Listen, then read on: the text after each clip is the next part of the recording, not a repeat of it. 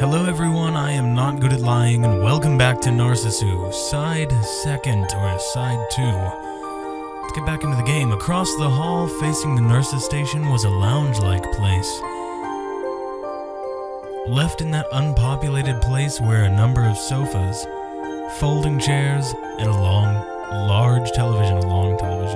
On that 28-inch CRT, a meaningless New Year's program running. Watching that boring television with an equally bored expression was some girl. She had a small build and wore pink pajamas. Her wrist had, just like I did, a white bracelet. Hair that was to her hips left an impression.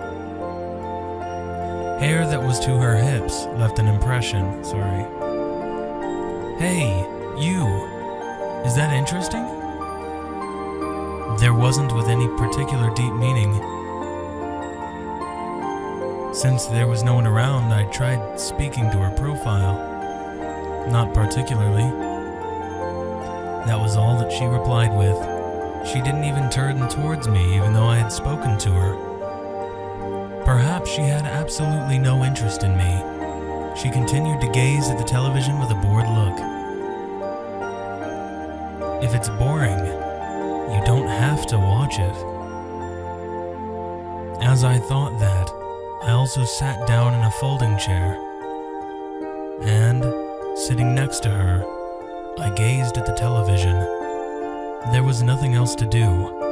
Nothing else I could do. Quietly, we continued to gaze at the television. On the screen were the usual New Year's programs, pathetic impersonations and parlor tricks, occasionally ringing out the host's stupidly high-pitched laugh. In the pure white, sunlit room, it dryly reverberated. Say, you. Suddenly, the girl spoke to me while still gazing at the television. You're on which time? Which time? What does that mean? Coming here, the 7th floor. Sorry, I don't understand the meaning of the question. I see. It's your first. It seemed that at my inability to understand what she was saying, she had up and gotten satisfied with that judgment. Well, there's no one else around, so it's my duty. There's that kind of rule. While nodding, she added that there is a rule for someone to teach people who first come here to the 7th floor. Right now, I knew nothing about anything. And as if ignoring me, the girl slowly began speaking. Well, listen closely, all right?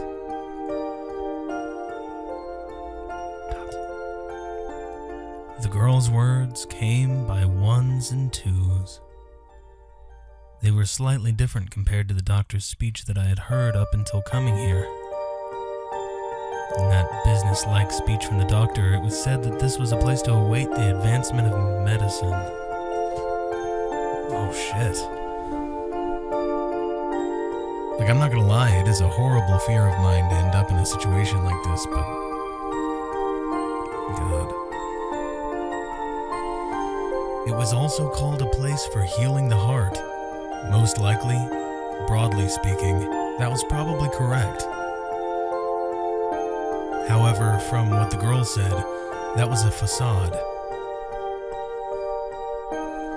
This 7th floor was within the hospital, but was the only place that didn't give treatments. Simply a place to wait for the end of life.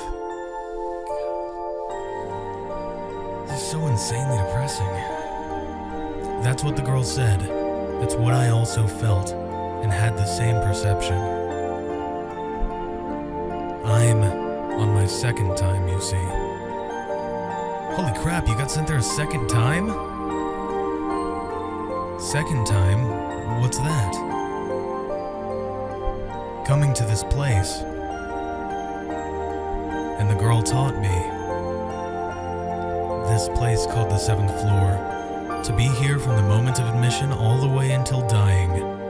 First of all, apparently didn't happen. Even if being cured was impossible, if your health becomes better, then they would allow you to go home once. But after a while and it turns bad, once again you come back. Among those comings and goings, eventually you'll die. The place where life ran out. It only differed between home and the 7th floor. Unfailingly, one would die in either of those. It seemed no one has ever escaped that. It was within that meaning that the girl had meant by saying it was her second time. It was with that meaning. Well, I'll only say this once. So from here on, listen well. Still looking at the dull screen, the girl continued speaking even more. The subject being, not about what time the lights would be out and the normal sorts of topics exchanged between admitted patients. She taught me about totally different things. On the 3rd time, you're given a temporary discharge. Prepare yourself. There's never a 4th. You won't be going home anymore. If there's a time that you want to run away, go not to Station A, but towards Station B. God, can you guys even imagine what it must be like to get sick with something that a doctor does not understand? To be stuck in a hospital for the rest of your life? That's going to be absolutely insane. Like, just thinking about it to myself now, I would hate that. Like, I don't even think my mind would be able to process it. It's one of my greatest fears, to die early.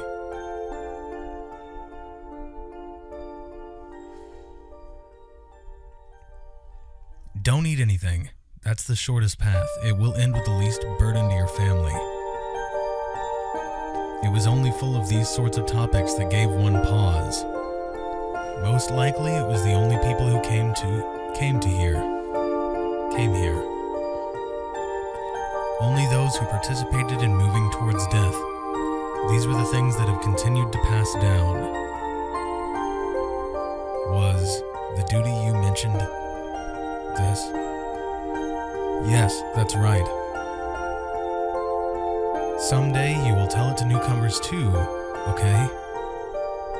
With those final words, the girl slowly stood up. Gently, her long hair swayed and brushed the tip of my nose. Well, it's time for taking temperature, so... And then, just like that, with her back facing me, she began walking towards the hall. I was left alone in that place, with the laughing voice from the screen and the white flowers decorating around the window. In the end, the girl never once looked in my direction. January 10th, the 7th floor. From then, when a few days has passed. Finally, the New Year's programs ended and soon the middle and high school 3rd terms would be starting. Today in the lounge, once more, the figures of the girl and I were staring at the television. It's boring, isn't it? Indeed. The word came back in reply, but both of us were conversing while continuing to gaze at the screen. Hey, is this place always like this? I don't understand the meaning of your question. I meant how there's no one around. It's probably a good thing, but I mean, I don't want you to be alone, but that's probably a good thing that other people aren't dying. Nurses, doctors, add to that helpers, and if you take them out, then aside from our attendants, I had never seen anyone else. I guess it's because of the New Year's? You want to know the reason for that? No, it's not like I meant it that. Then I won't say. An exchange that wasn't even a conversation. We indifferently passed back and forth. A slight breeze from the windows that couldn't open more than 15 centimeters. Occasionally, It would sway the girl's hair, and in the same way would sway the white flowers decorating the windows. The two of us, while watching the boring television, were only spending days passing time. There came the sound of slippers. "Oh, the two of you were in a place like this?" Saying that while rushing up was an elderly nurse. From just glancing at the nurse's station once in a while, this person seemed to be the chief of the 7th floor. "So, Satsumi-san, you don't have a fever?" "It's alright, I don't have one." "Satsumi." Apparently this was the girl's name. "You can't be roaming about outside anymore, okay?" Dots. "Alright, everyone gets worried." "That doesn't really matter." "My, what kind of statement is that?" Lady, you're being a little rude to someone." Really, girls these days, there's just no helping them. I mean, I guess you really want to make them feel normal, but... I mean, to be so, I don't know, sarcastic maybe? It's just kind of asshole-ish to me. And for a while more, the nurse continued scolding her. There we go, scolding. To that, the girl called Satsumi, let it go by with an indifferent expression. Of course, you should ignore the nurse. As if ignoring the slightly noisy nurse, she continued watching the boring screen. "Well, later, I'll be coming to take a blood sample, alright?" With those final words, once again the nurse returned back to the nurse's station. "So you come out to scold people who are about to die and then go back to your job like you have nothing better to do, woman."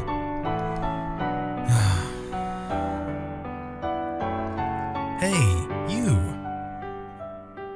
I mean, I can call you Satsumi, right?" Wrapped around the girl's waist was the white vinyl bracelet.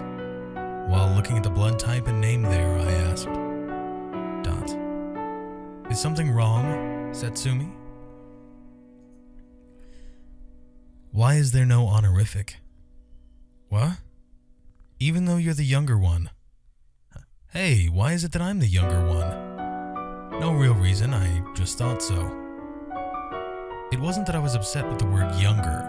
It was just, no matter how you looked at it, one would believe I was 5 to 6 years older. That was why I took out that license that was in my chest pocket and showed it to her. Holding on to that all this time. "How about it? Even though I look like this, I'm 20, you know." Dot. Like I thought. Younger. With just a glance at the license, the girl gave only that reply. "Hey, I don't really get it. It doesn't matter, does it?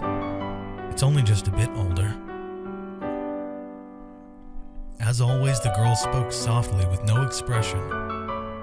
Those eyes, while looking at the boring television, I felt that they were also looking at some place far away. When the morning temperature taking ended, I got onto the elevator, trying not to be seen by the nurses. Coming to the first floor, deliberately passing through the entrance for outpatients, and I just kept walking out of the hospital. The destination was the place I was taught before, not the nearby station A, but the far station B. It wasn't like I was planning on running away. The 7th floor, or home, there was no one who died outside of those two. Before, that was what I heard. And it also seemed like that girl called Satsumi had gone many times to Station B. That was why, for no real reason, I simply felt like wanting to go to see that place once. It's not like there are any guards around. Even so, us residents of the 7th floor were different from other admitted patients.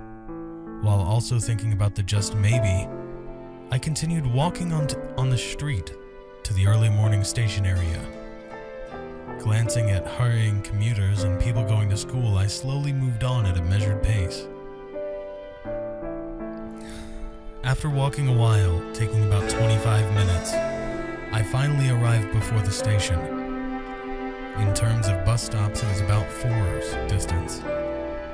In a way, there's quite a bit of people around. That was the first impression upon seeing Station B. Because my clothes were pajamas, I stood out somewhat. However, if, just like that, I bought a train ticket without a single problem, I felt I could go anywhere. Why was it not Station A but the Station B that was recommended? I didn't know. However, if one were planning to run away, I thought it was a simple thing. Certainly, the girl was also supposed to have come many times, but why was it that she still remained in the 7th floor even now, I wonder?